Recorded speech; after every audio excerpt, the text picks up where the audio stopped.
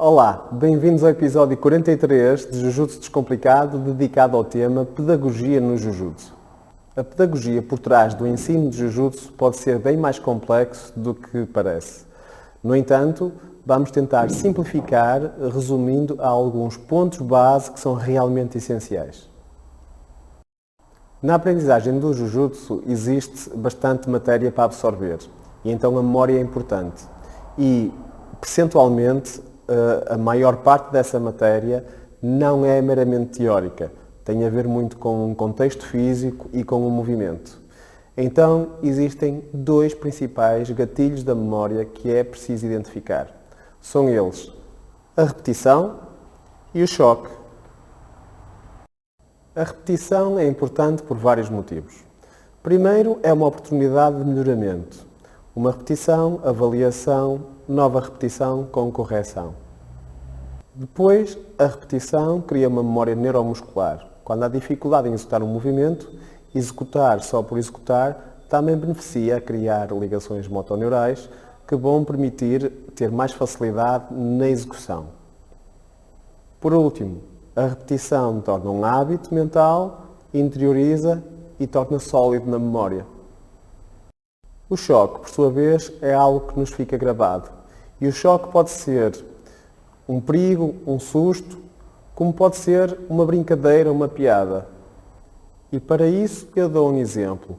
Um estudante ao qual eu refiro oralmente várias vezes que ele deve estar em duas linhas e ele esquece e continua a colocar os pés numa linha, estando em desequilíbrio, se em vez de continuar a repetir um estímulo que já não é absorvido pelo seu cérebro, eu simplesmente posso, muito calado, puxar pela gola, fazê-lo cair e dizer-lhe: vês, não caías se estivesse em duas linhas.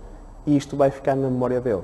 Por outro lado, quando eu encontrar uma alcunha, uma descrição engraçada para um pormenor de uma execução técnica durante a sua explicação, os alunos também não vão esquecer.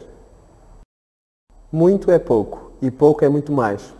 O que é que isto quer dizer? Uma técnica tem muitos detalhes, muitos pormenores, e se eu os der todos de uma vez e esperar que o estudante absorva, é impossível, não vai acontecer.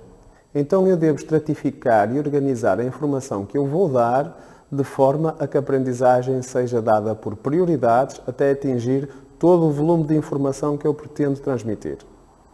Por exemplo, o estudante deve saber colocar os pés em duas linhas, ter o centro de gravidade alinhado, anca baixa, olhar em frente, costas direitas.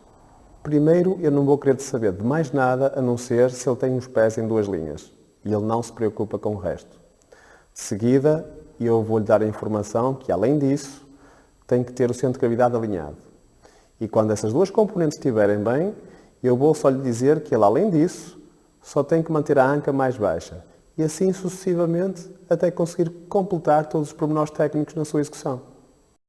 Nunca nada está completamente errado. Isto quer dizer que, para poder ensinar, após uma explicação, o praticante tem que executar qualquer coisa. Então, só quando o estudante executa algo mesmo com erros, é que eu posso realmente corrigir, lapidar, e isto é realmente o processo ensino-aprendizagem. Microprática. Isto é mesmo importante. Podemos ter uma boa execução técnica. No entanto, podemos ir a um pormenor, sermos capazes de identificar que seja fulcral para a técnica, mesmo que não tenha aplicação marcial nenhuma, mas que seja uma ligação ou um pormenor biomecânico, e insistir só nesse pormenor, no treino desse pormenor. Quando voltamos a encaixar na técnica, ela melhorou substancialmente.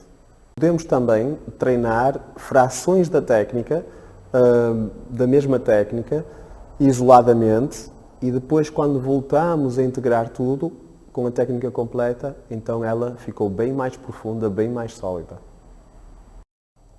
E por último, nunca perder a disciplina e etiqueta na aula, porque além de uma carga cultural, é uma estrutura organizada que permite que a aula seja consistente e a aprendizagem também. Desejo-vos uma ótima aprendizagem e até ao próximo episódio.